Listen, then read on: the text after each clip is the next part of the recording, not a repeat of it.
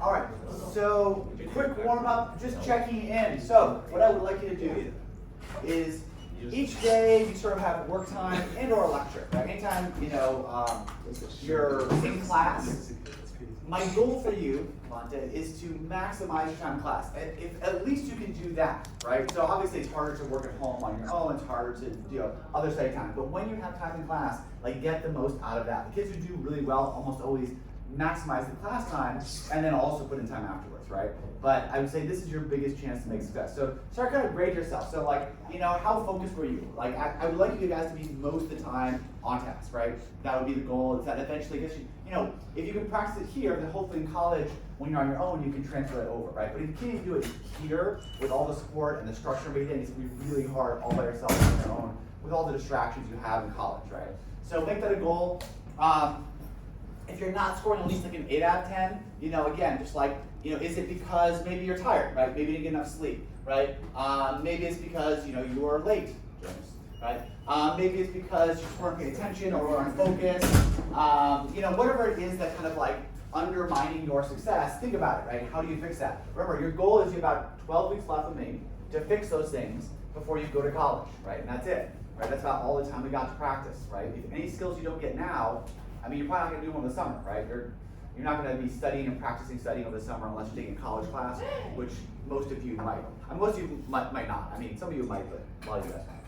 So here is my thing. So, I was looking back over some previous data, and sadly, even at High Tech International, right? The national averages are about 50% of kids don't make it to college, and we're not that far off. We're like 50-60%, of you. So the reality is, if you look around the class, unfortunately, about half of you won't make it. I wish that wasn't the case, right? But that is the statistics, right? And so you got to ask yourself, are you in that top half, right? If you're not, you want to develop those skills, right? It's difficult, right? It requires a lot of time. It's several years. It demands a lot of preparation. I was talking to some graduates. At least one of them was literally spending almost every waking hour of her life studying, right? It was like sleep and studying, there was nothing else, And even the other ones who weren't quite as ambitious, it was a significant time. You're talking about 20 to 30 to 40 hours a week on your own, setting aside time and studying, right? It's challenging, right? These papers are long, the classes are difficult, they move really fast. Like some of you guys in the college class, like Monty, right? It's a chapter a week. I'm doing a chapter in 3 weeks. And I give you guys 2 days in class to just practice, get stuff done. Right? It's a whole different scale of speed and magnitude and expectations, right? It's totally doable. Again, like half of you will make it, right? I'm hoping that more than half of you will make it, but that is the data, right? So a couple of things, right?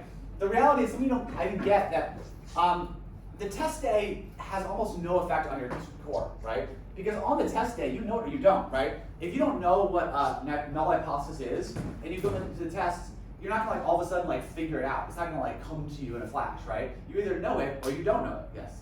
Yeah. Well, if you know the other 3 and it's a multiple choice. Oh yeah, it's multiple choice. Yeah. You can just honestly do that, but a lot of things are not multiple choice, especially math classes, right? So the reality is on the test day, it's almost like obviously getting a good night's sleep, but that's about it. Like you know or you don't.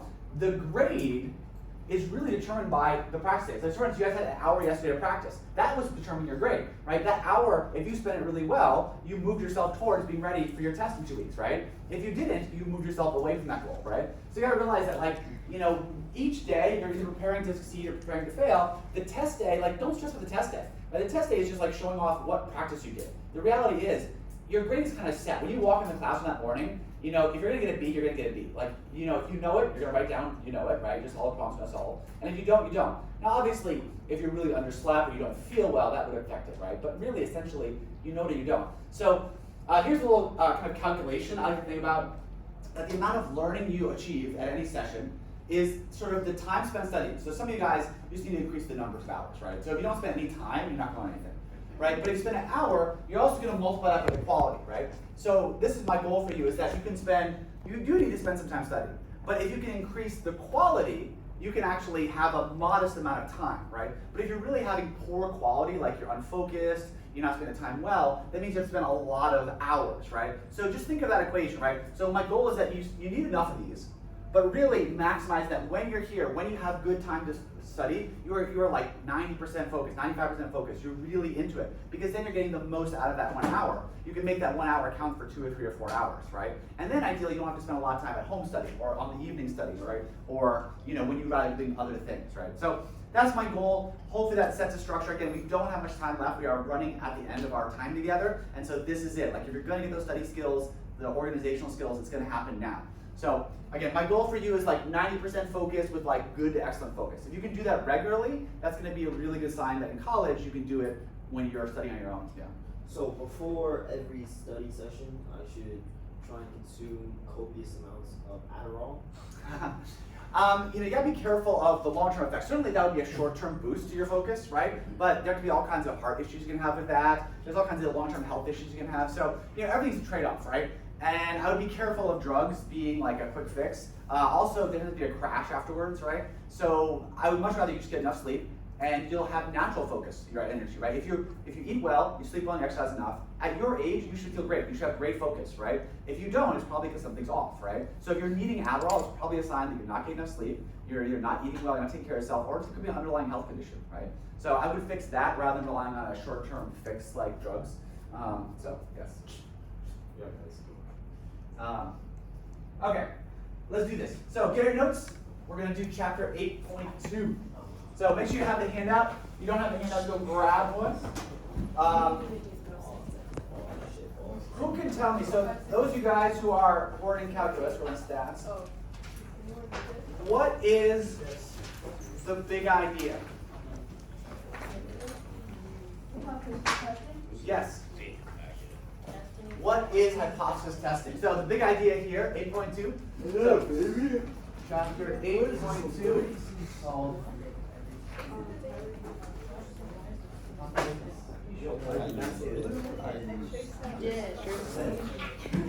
Is that a baby? Period. Okay. Period. So we are going to hypothesis testing. Okay. Which buttons? So But my notes are going to be different. who can tell me? So yes, Clay, you're right. Hypothesis. But what is hypothesis? This is something you're going to use in Geneva's class when you do your big science project this semester. You sure?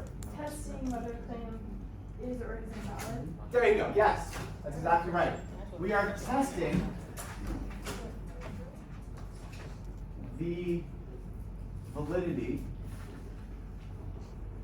of claims. Right? So basically, someone makes a claim, and this is actually, you were asking this yesterday, this is actually the genesis of all stats came from this chapter. Right? So there's a good book on the history of stats, and the beginning of it starts with essentially, as far as we can tell from history, there were a bunch of mathematicians hanging out, and there was a woman who claimed that she wanted her tea, I think it was with the milk in first and tea in afterwards, that she could taste the difference. And they were like, can you really do that? Can you really taste the difference? And they want to know, like, how could they know? Like, how would you know if someone actually could or couldn't, right? Because obviously, if you only have two options, right? Milk is in the first, then tea or tea milk, you have a 50-50 chance of guessing correctly anyway. So what's the chance that you actually know? How many would you have to guess correctly for me to be convinced that you actually can tell the difference and you're not just getting lucky? And this was actually the beginning of all of stats in general. So then from there, more techniques, more analysis, and then we have what is the kind of field of statistics. But this idea was really the genesis. It was like somebody was sitting around saying, how can I know? How can I know if someone can do this? How can I know if this is true, right? Or you have a drug that you think makes people better, right? And you give it to a bunch of people and they get better. Well, how do you know which drug and wasn't just nature taking its course and people getting better, right? So this idea of like, how do you know when a claim is valid is really the genesis of all statistics. So it's kind of cool. This chapter is in some ways the heart of really all statistics, is like how do we test claims about reality and use math to sort of validate them as true or false. Okay, so if you look on page 380, right? So we have the idea of, oh yes, first of all, everybody knows what a hypothesis is. What is a hypothesis? What? Yes, it's your guess. It's your idea of how the world works, right? You think that this is the truth about reality, and then you're going to test that claim and see if it's actually true. Right? So hypothesis is like, yes, you're going to best guess. All right, so I guess we'll get into it. the whole idea is basically, well, we'll start with the gender selection questions, okay? So we'll do these.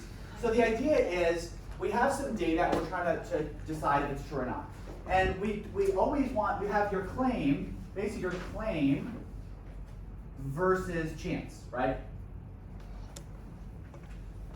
This is kind of like the big comparison, right? So the idea that you have some claim about reality versus that it happened kind of randomly, right? And a lot of this chapter, like the picture of the baby in the front, is because it's about one of the main themes talked about is the XOR method. Remember Professor Lund was even saying he thinks it's a real thing, that there actually are drugs you can take to change the sex of your baby or to make it more likely to have one or the other. And that's the idea. So if a company says we can increase the chance to have a baby girl, how do we know that's true? How many baby girls would you need in order to be convinced? And so that's one of the main kind of themes they use in the chapter. So I guess we can just start with that one. We'll go to example number 2. Okay. So gender selection. Okay. So we're going to sort of like analyze this claim, right? So we have. So what would we assume? So the usual, you always need like a base assumption, right? What's the base assumption for the chance of having a baby girl? Right. So the idea that our P is going to be 0.5 is sort of like our chance assumption, right? So that's the baby girl, right? And the idea is if you can beat that by a certain amount, then we'll begin to be convinced that your claim has some validity, right? So we assume P, so P is equal to 0.5, the claim that, their claim, right? So P is equal to 0.5 is chance, right? And this company claims that they can beat that. So what is their claim? They increase the chance of baby girls being born? Yeah, that P is what? Instead of equal to 0.5. Above. Right, greater than 0.5, right? So we're going to write the chance idea as P is equal to 0.5, and then we're going to claim it as P is greater than 0.5, right? So it makes sense. A lot of this, actually, you'll see is very intuitive. Will? Yes. What question? page are we on? I'm on page 382, example 2.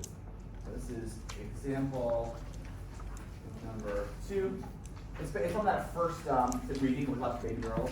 Example 2, page 382. Okay. Okay. And then, yeah, and so instead of, so you got, remember we talked about the probability of any one instance is always very rare, right? So you always are going to do like the probability of getting so many and more, right? So you give them the benefit of the doubt of that many or more. So in this case, they had 13 couples had girls and 1 couple had boys, right? So that's pretty crazy. So we had 14 babies. So this is the data. The data was 14 babies, 13 girls, 1 boy. Okay. So certainly, just like when you glance at it, it looks like that's pretty convincing, right? Right. So that seems like their method, their drug, whatever they did, has some effect. But let's kind of like get a little more deep into how we would analyze it, right? So, what? Never. Okay. Okay, so instead of P is exactly, so we're going to use P is 13 or more. Okay, so we got to figure out what is the probability of getting 13 or more girls, right? So 13 or 14 girls equally likely. Okay. So under the normal proportion, P is 5, right?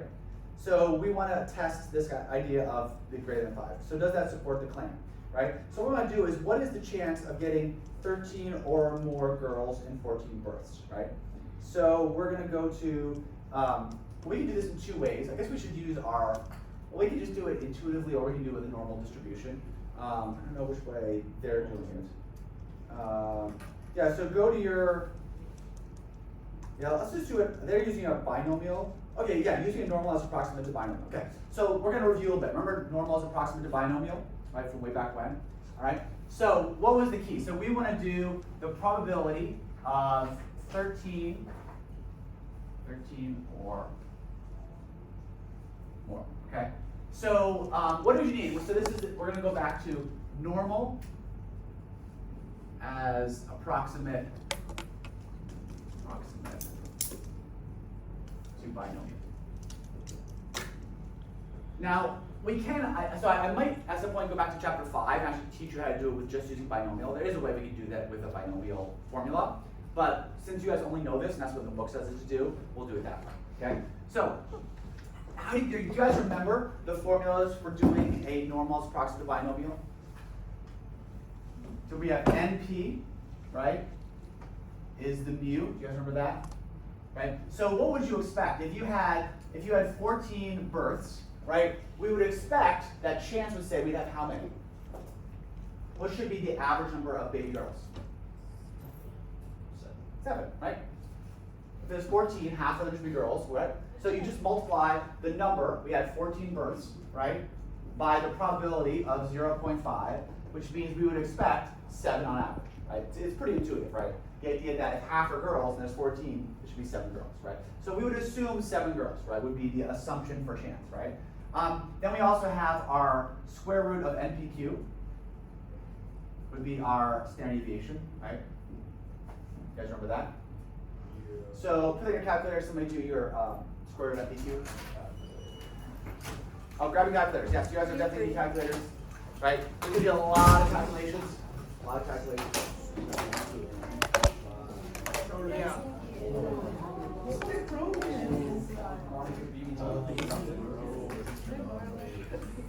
Thank you. No thanks, Joe. Oh no, you dead? No, that's so sad.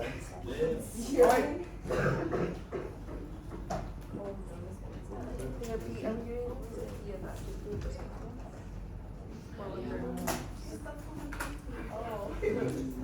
That'll come light later on.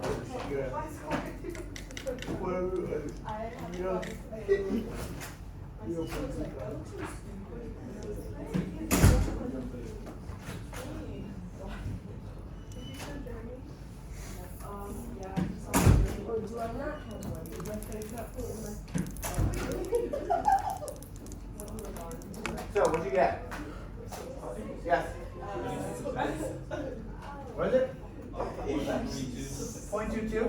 0.32. Everybody agree? 0.22? Square root of, should be, right, square root of 14 times 0.25. No. I got 1.87. No, it's not correct. I got 1.82. Yeah, I got 1.87. I got 1.87. 1.87.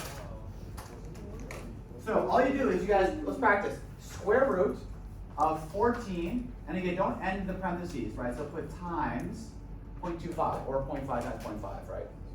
50-50, P and Q are both 0.5, right? So square root times 14 times 0.25, right? And you get 1.87, everybody agree? Okay. So now we know our standard deviation. So now what we're gonna do is we're gonna put it in our z-score formula.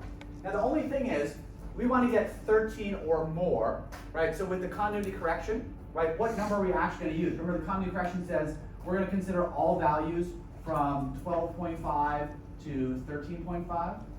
Do we want to include 13? Yeah. Yes, so we're going to use 12.5 because we want all values here and greater, right? So our z-score is going to be 12.5 minus the average. What's the average? Divided by the standard deviation of. Okay, everybody put in your calculator.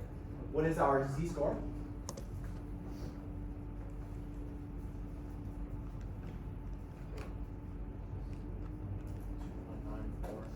.94. Yeah. Okay, which is quite large, right? Which makes sense. This is way out there, right? So let's turn that into a probability, right? So everybody look up that on your sheet. So everybody your z-score sheet and look up 2.94, or you can look up negative 2.94 if you want to know, because really that's what we want. We want to be past it. So we can do 1 minus the value you get from 2.94, or just negative 0.94.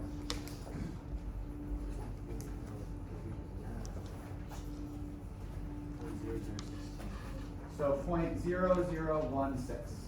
Okay?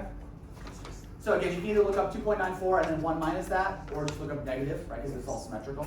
And what that's telling us is that's telling us the chance of that little area there, right? The chance that you would randomly get 13 or more girls out of 14 babies, okay?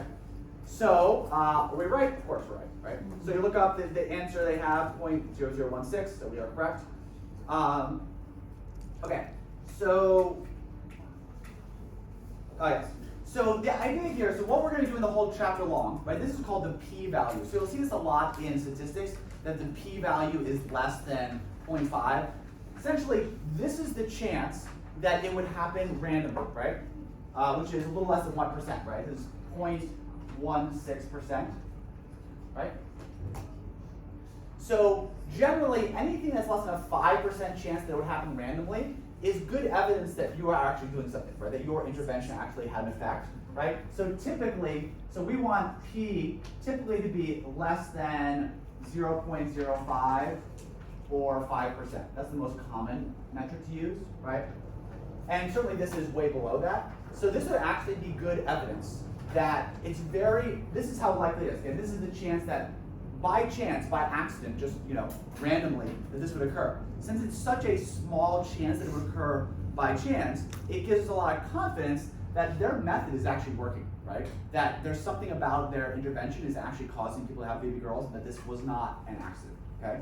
So the whole point of this chapter is we're comparing your outcome, right? So you thought this was gonna happen, versus what is the likelihood to happen by chance. And since chance is so low, 0.16% is so low, right? This would be encouraging us to probably give credit to this company and say they're actually doing something, right? And again, the general rule is a p-value of less than 0.05 or less 5%, yeah. Doing like thousands of tests, right? And then only cherry picking one data set. Of course, you have to trust their data. Like obviously, that is one of the problems with a lot of science is that they don't give you all the data. So you want all the data because yes, if you cherry pick your data, you can make anything look true, right? But assuming that this is legit data and isn't manipulated and is sincere, then this would be reason to believe that there's good evidence for this. Yes.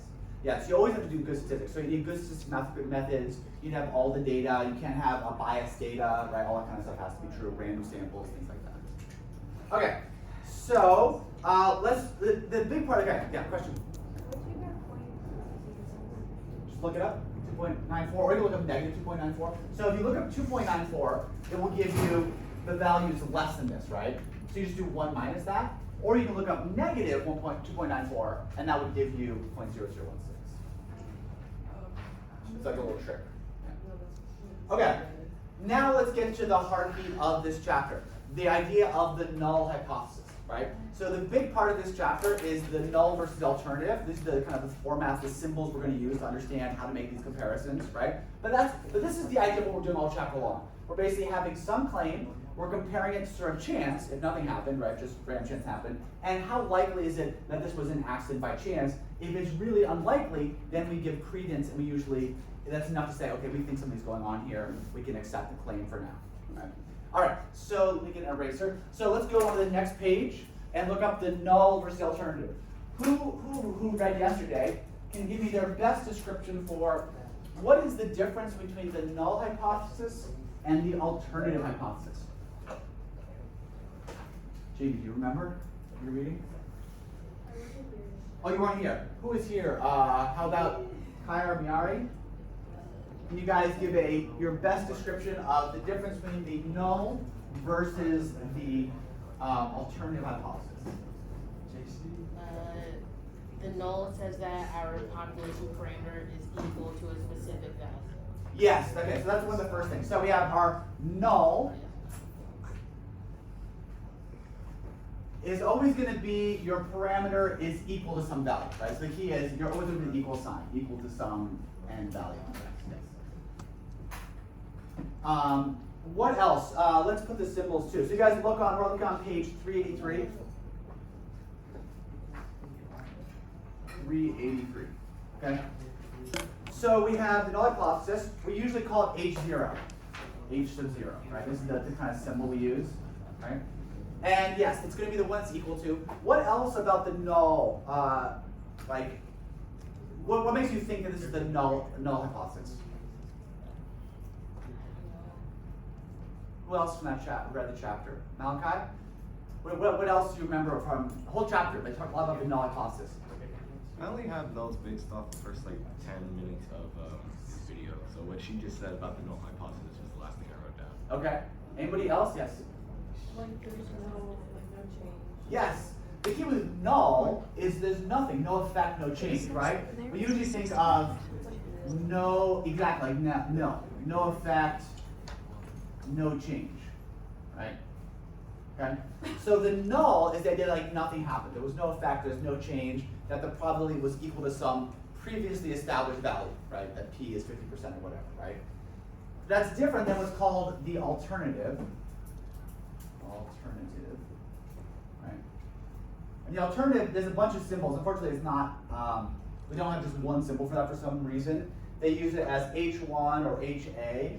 So H1 or HA or even H capital A, right? So there's three kind of symbols. I'll probably use 0 and 1 because it makes sense, 0 and 1, right? And this is not equal. This is either P is greater than, right, some value, P is less than some value, or P is not equal to some value. Right? So it's either greater than, less than, or not equal, right? And it's basically one like something happened, right? So this is like no change or effect. Like this is there is a change or effect. Okay? So there's always one that is sort of like the probability is equal to this previously understood value, right? And nothing happened, right? And this other one is basically there's something different, right? It's either different, it's above, it's below, something has changed, right? That's the alternative. Now the tricky thing is your hypothesis could be either one of these, right? Because you might have the hypothesis that, you know, this thing is different, but your hypothesis also might be that nothing is different, this is the same, right? Because you might be like challenging someone's findings, right? So it's a little confusing because typically we think of this as usually your claim, but it doesn't have to. Your claim can be the null. It can be that nothing's going on here, right? So your claim could be either one. The key is that the null is always the equals, is the idea of like the status quo, so to speak, and the alternative is something different than the status quo. Yeah. Can the alternative hypothesis be greater than or equal to or less than or equal to? Yep, greater than. Usually we don't mix those because if it's equal to, then we'd consider that the null hypothesis.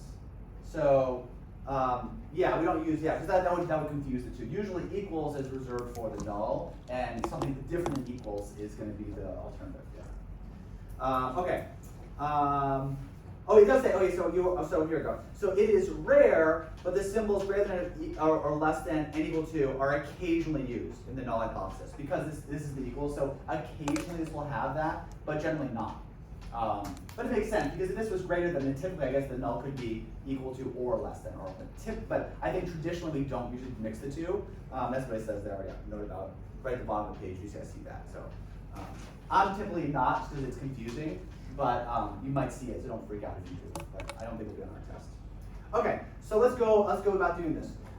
So page 385, we're going to identify the null and the alternative, right? So I'm going to give you a situation. You're going to see if you can identify correctly the null and alternative. It says, consider the claim. So here's my claim. I claim that the average weight of airline passengers, including their baggage, is 195 pounds. Which is the current value used by the FAA. Follow these 3 steps to identify the null hypothesis and alternative. So before you even look at it, right? So my claim is average passenger. So is passenger is 195 pounds. Okay. So if we were going to test this claim, right, that the average passenger, right, the average passenger is 195 pounds, right? What do you think is going to be my null? And what do you think, so my H0, right? And what do you think is going to be my alternative or my H, I'm going to use H1, right? So can anybody just, off the top of your head, before you even go looking at officially, right? How might you write this? The idea is I think that the average passenger is 195 pounds, right? How can I want to test that claim. What is the math version of that claim in terms of the null alternative? Anybody can give it a guess? Yeah, Clay, want to try? I don't know. What do you think the null would be? 50%? What's the question? Monte? Greater than 195. We're going to use mu because it's the average, but yes, yeah. So in this case, mu, right? The average weight is what? Greater than. Oh. Is equal to. Right. Right? Again, the key with the null is always equal to. The null is always equal to. Right? So your claim is really that the mean is 195, which is the null hypothesis. The null hypothesis is that the average weight is 195, which is what the FAA uses. Yes. hypothesis just agreeing with something that's already been. Generally, yes. The null is like status quo typically. You think like the idea of no effect, like things, the world the way we think it usually is. But this is true, right? This is what it is. Yes, exactly. Yep. And the alternative is something different is going on, right? So null is like your status quo. Alternative is like something different. So right now, the FAA uses 195 pounds, so that would be our null. Our null is that the current evaluation, which is the average person with that baggage is 195 pounds, that's status quo, we're gonna call that the null. So our H0 would be, the average is 195 pounds. All right, what would make this false? What would be the alternative? There's a couple options here. We got several options actually. What's one way we might write the alternative? Yes. Mu isn't equal to 195? Yes, right? That would be one way to write it. Now, thinking of airline safety, what are we probably more likely to wonder about? If mu is greater than? Yes, right? Probably what they really are caring about. So this is a perfectly accurate alternative, right? That it's not equal to that. But we probably don't worry so much about it being less, because that would not be a safety issue. Or probably wanting to test is mu actually more than 195? Because that would cause us to be concerned, right? So we can test both of those, but again, we're probably not worried about it, we're probably worried about that, right? So let's go look at now, let's go with the solution, see what they say, see how close we were, okay? So we express the claim in symbolic form, right? So the claim is that the average, I'd say it is at most 195. Okay, so if at most 195, mu is no more than 195, so less than or equal to, right? So that's the claim. So there's three things. There's the claim. I didn't say, I thought it was is at most. I didn't see that word, at most. So the claim is actually that mu is less than or equal to 195, right? That is the claim. Okay. So that's the claim it is, right? Then we're gonna ask ourselves, well, if that is false, then it must be that the average is greater, right? Which is correct, it's alternative, right? The average is greater than that, right? Of the two symbolic forms, right, the average is greater, right? We see that that's not containing equality, so we use that, right? Again, the idea that if it doesn't have the equal sign, that's the one we're always going to use as the alternative, right? So you can do that there. And then, of course, the H sub 0 would be then 195, right? So the first step, so what they usually do is you try to articulate the claim. I just didn't read this, but they said the claim is that it's at most 195, which really means that mu is less than or equal to. And then we use that to sort of determine what is our null and alternative, right? Well, the opposite of that claim would be mu is greater than, right? And then sort of the null for that would then be that it's equal to, right? So, and again, like once you start doing a few of these, you'll see it. And again, we were able to do it. We did it perfectly without even having to worry about the claim and all the kind of the technical jargon. And to treat this chapter more intuitively, it's more intuitive than you think. If you've done science and you understand about having a claim and testing it, it's not crazy, right? This should make sense, right? If it's not like, clarify with Omar Asaf, because it should, like, it's all logical, right? This is not it's not a confusing chapter. It's a little bit complex with some of the formulas, but it's not actually very like complicated in terms of like understanding it. If that makes sense, right?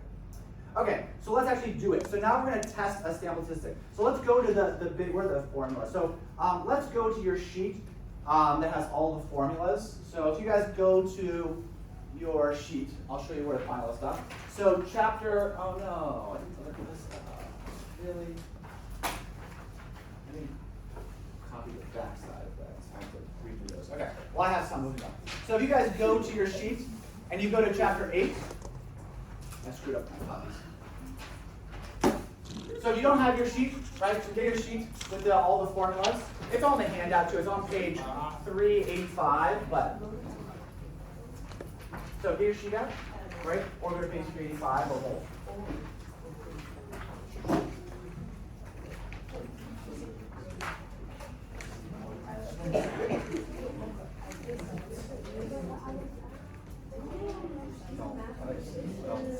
You see it. Good luck.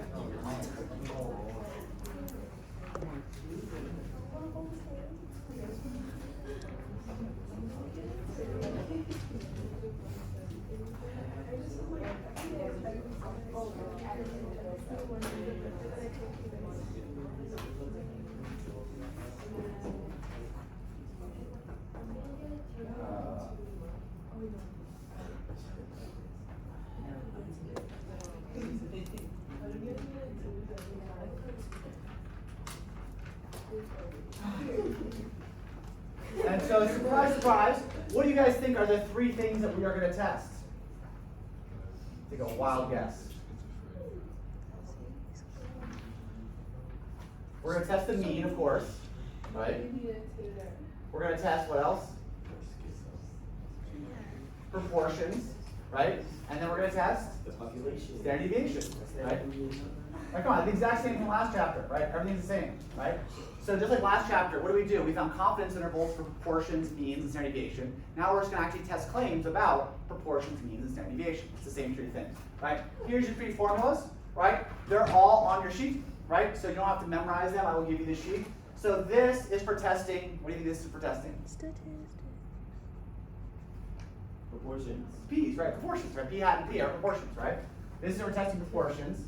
So testing proportions, right? So again, the proportion of people who vote for a bill or against a bill, proportion of people who wear hats or whatever, and whatever you want to do. This is for testing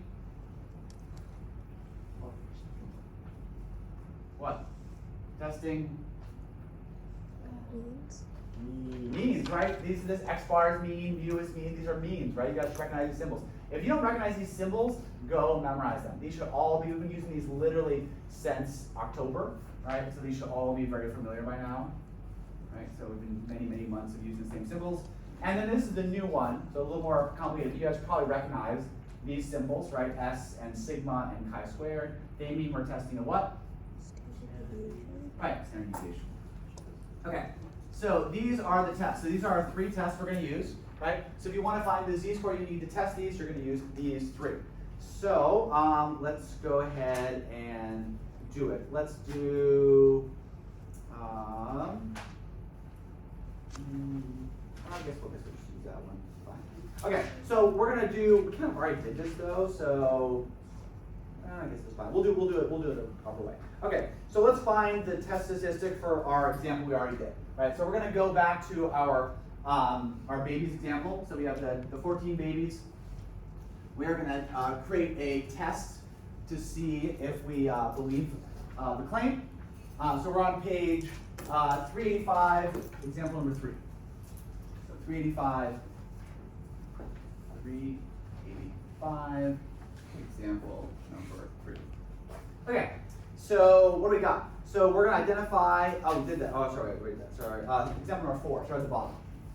We already identified that. Okay, so finding the value of the test statistic. So let's again consider the claim that we have the gender selection method. We have 14 couples, we have 3 girls, 1 boy. Okay, so same as before.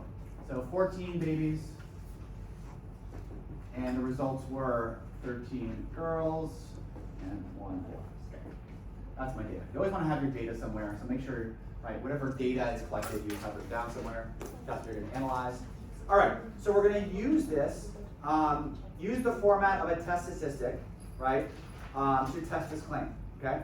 So what we're going to do is we're going to put this into, again, is being a boy or a girl, right, that kind of like, is that going to be a proportion test, a means test, or a standard deviation test?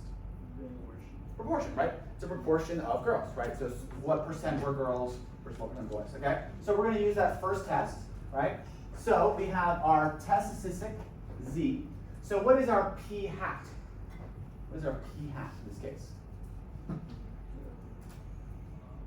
P hat being of girls, right? Because I'm testing girls. So what proportion were girls?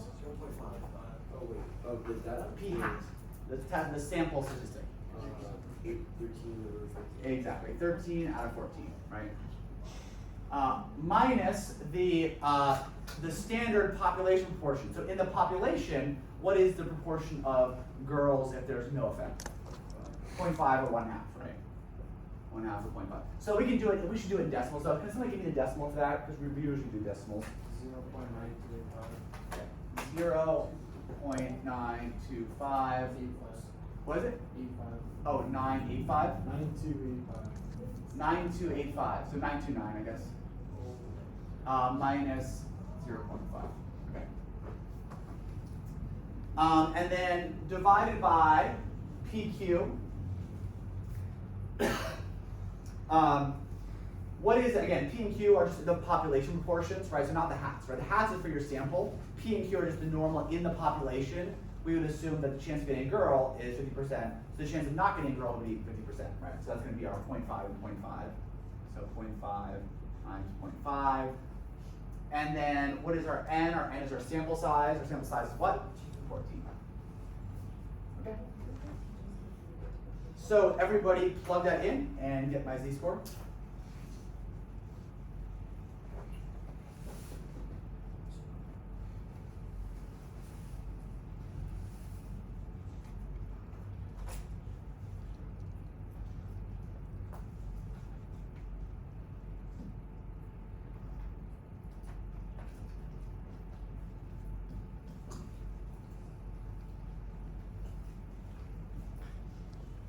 Got it?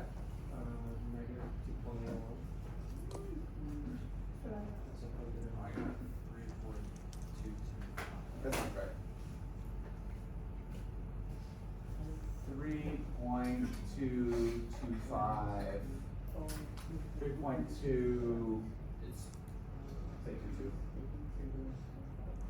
Something like that. So try again. So it can't be negative because 0.9 is bigger than 0.5. So it has to be a positive value. It doesn't make sense to be negative, right? This is larger, so it can't be negative, right? Because you take a bigger number from a smaller number, you always have a positive value. Did you get on your calculator, JC? All right, do make sure you turn your calculator. A lot of you guys, if the calculator is an issue, you've got to make sure you practice the calculator. So.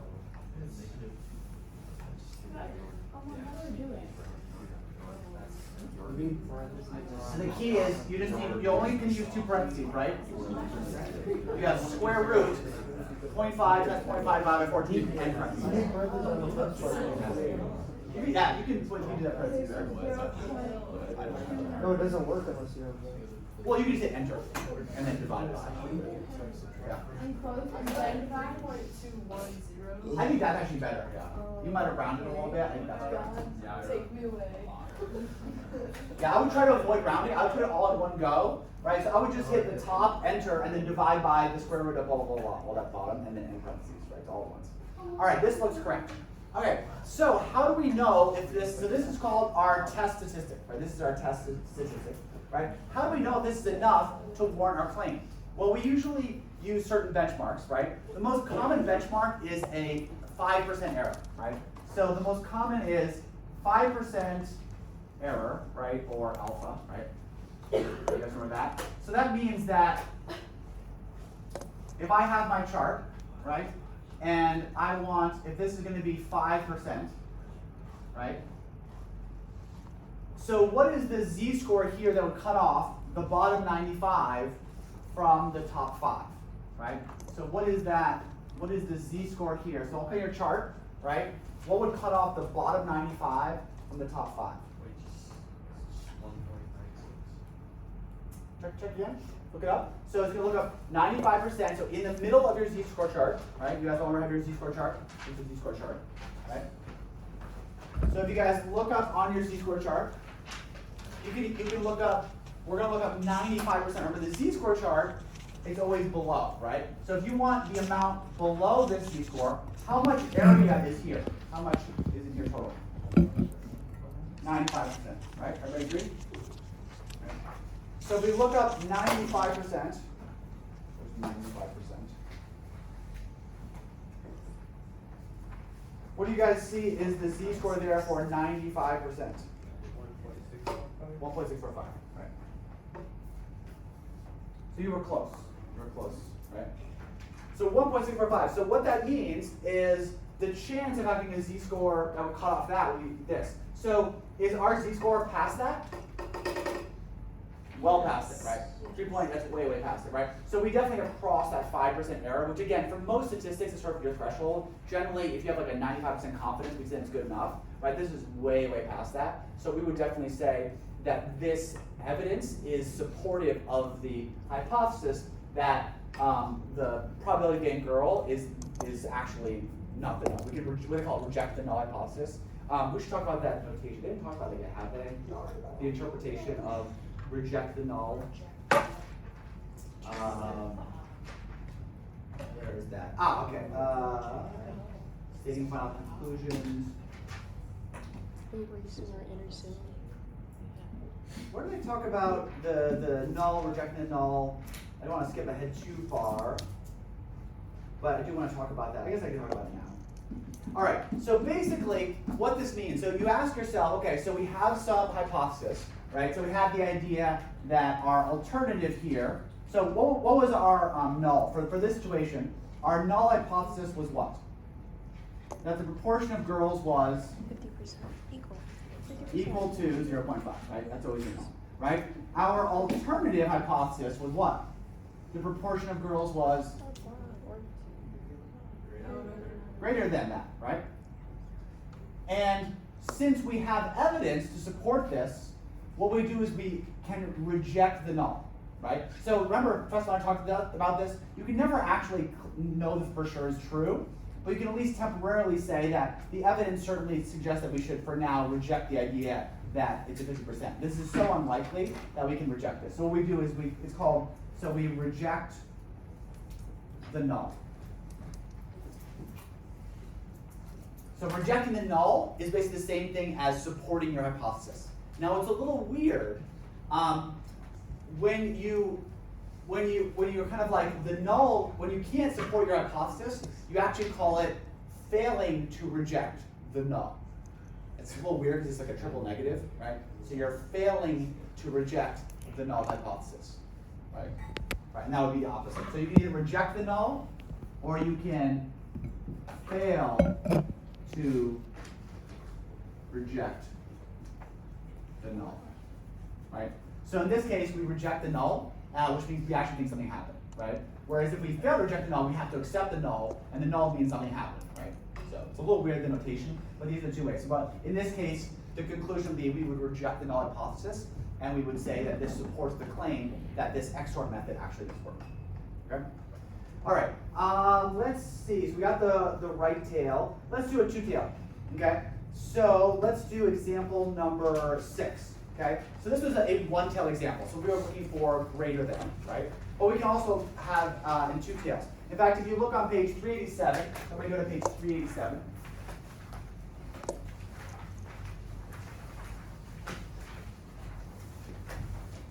You'll see that there on the right there, you'll see that there's kind of 3 versions, right? There is a two-tailed test. We can have two tails. We can have left, they call it left tail? Yeah, left tail. Yeah. Left tail. And we can have right tail. Right, which makes sense, right? There's 3 possibilities, right?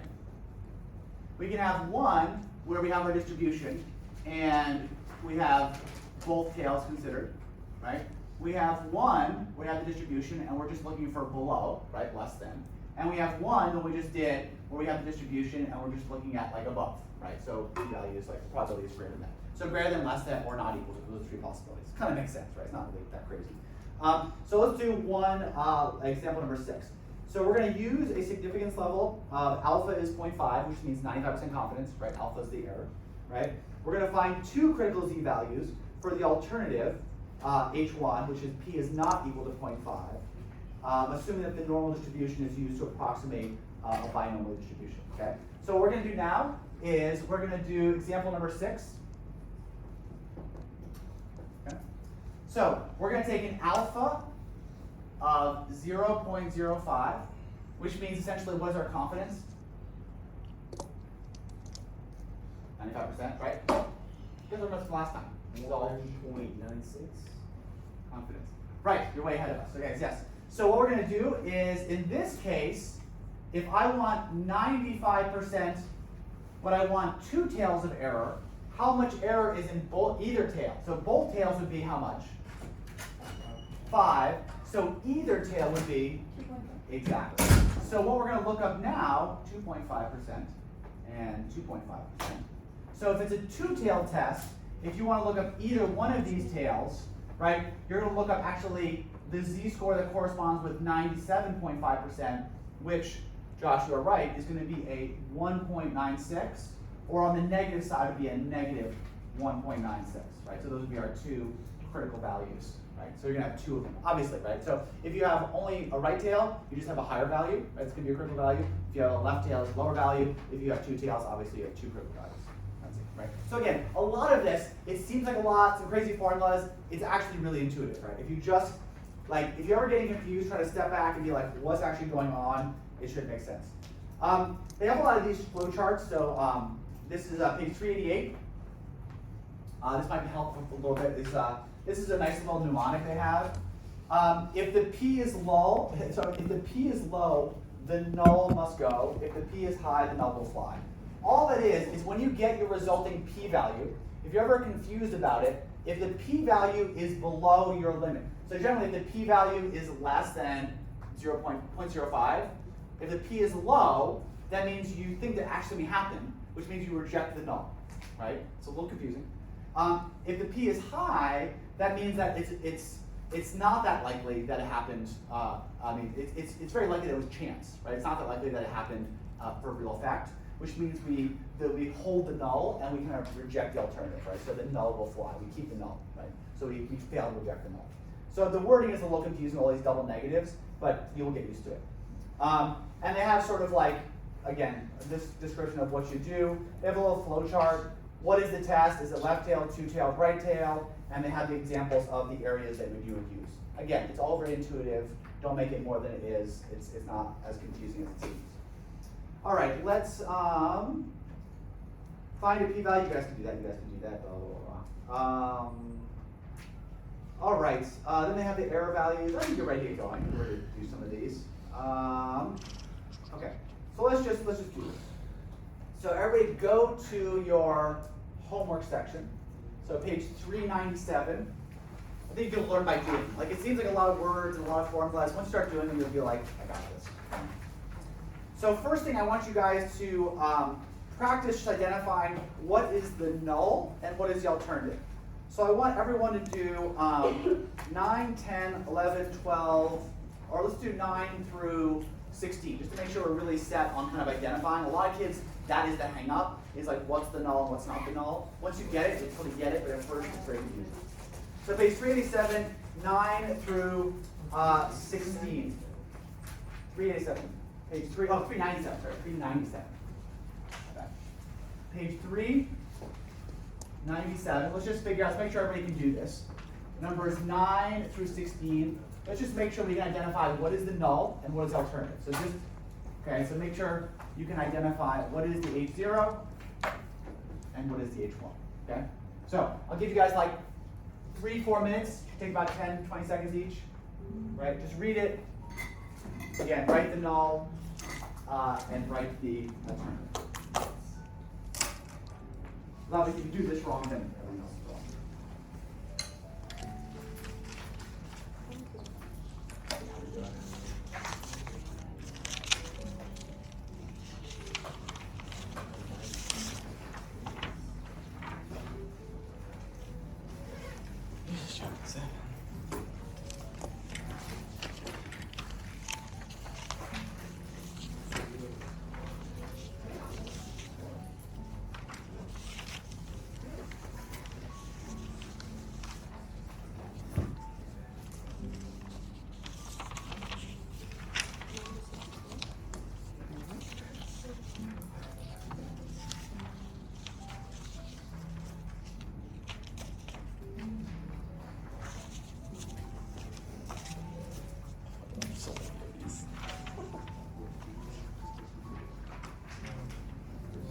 Yes. Good. I want to know and alternative. Oh, did it not say each? Did it say one or the other? He said identify the null and the alternative. Wait, so is 12 the best? So h of 0 is blah blah blah, and h of 1 is blah blah blah. Yeah. That's how much. Well, they would be the same thing. So they're either both mu or both p. So you wouldn't have to see it. Oh, okay, good. Because it's a proportional, right? I'm not allowed to. Well, it's basically saying like in the situation it's equal. Do you need I me to do really one more don't example feel for you like guys? that's Oh, you guys got it. One more example? I don't care how much. Let me do one more example. Not really. Alright, so let me do one more example. Let's do number 9 together, if you're lost. Okay. So let's do number 9. So number 9, the mean. Okay, so it says mean, so what symbol am I using? Mu, very good. The mean income of employees who took this course is greater than 60,000. So the mean is greater than 60,000, okay? So how would I write that? First of all, is that statement going to be an alternative or a null? Alternative, right? Right? So that would be my alternative, right? And what would be the null hypothesis? Equal to 60,000. Is it always equal? Yeah, mu is always equal to. And the other one is always like either one. Yeah, we rarely use greater than or less than. I mean, greater than or equal to or less than or equal to. So I would generally not use those. Just remember your alternative is either one of 3 greater than, less than, or not equal to, and your mu is equal So to. if it's a standard deviation. So everybody good with this? Right, so again, all you gotta do is identify the null is always the base one, that it's equal. The key is null is equal, right? And the alternative is gonna be that it's greater than, less than, or not equal to, right? And in general, we're gonna avoid the greater than, equal to, less than, equal to. That might be the claim, but it's not gonna be the null or the alternative, right? Good? All right, you guys, I'll give you a couple more minutes to do the rest of those, and then we'll go on and we'll do some test statistics, and we'll try to do one real example problem. Yes. Number 12? More jury class students have credit, sorry. Okay, so majority is proportion, right?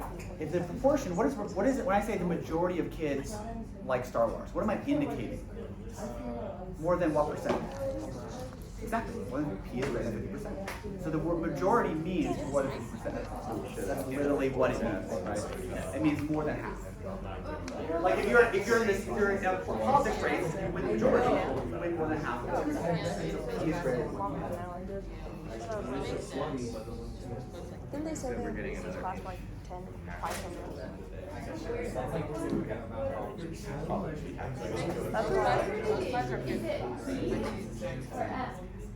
Standard deviation is sigma. Oh. So you don't have to use only P for it. Proportion. Right? That means the proportion.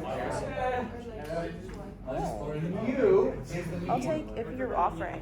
I would never reject it. And sigma is the standard deviation. And you only use those in 2. Yeah, we have to say. We're only, this chapter only 3 minutes. That's messed up. Those are nice.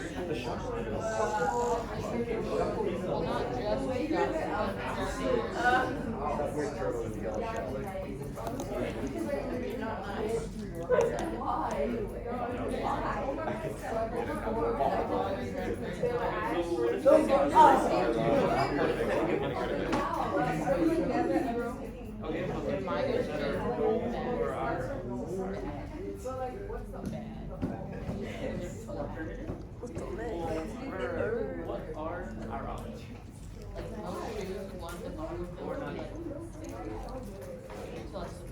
No, not even. We can use that for the alternative. And so you can just pick whichever one. All right. Okay. So let's go over the answers real quick. Okay. All right. So what do you guys get for number 10? The odds. Exactly. The proportion of people, so P, right, that uses drugs is equal to 0.2 or 20%. Exactly. So that is the null. So it would be P is equal to 0.2, and that is the null hypothesis, right? What would be the alternative to that? It's above or below. Yes, it would be, because they didn't indicate more or less, so it would just be that it's not equal to that. Now, you probably are more worried that there's more drug use rather than less, so you probably would say P is greater than, so if you said that, I'm not going to take it off. But technically, because they didn't indicate either way, you know. All right, what about 11? The standard deviation of human body temperature is equal to 0.62. So standard deviation, right, is equal to 0.62 degrees. What is that? Does that look like a null or an alternative? Yes, right? That is the null hypothesis, right? So what would the alternative hypothesis be? Standard deviation isn't equal to. Right? Is not equal to. Right? Very good. Okay? All right. You guys get this. As long as you get it, you're good. Okay? Let's move on. So let's go to page 398, 17 to 23, because we're running out of time. I want to get through a couple of these. Let's do at least a couple of these, like maybe the first two.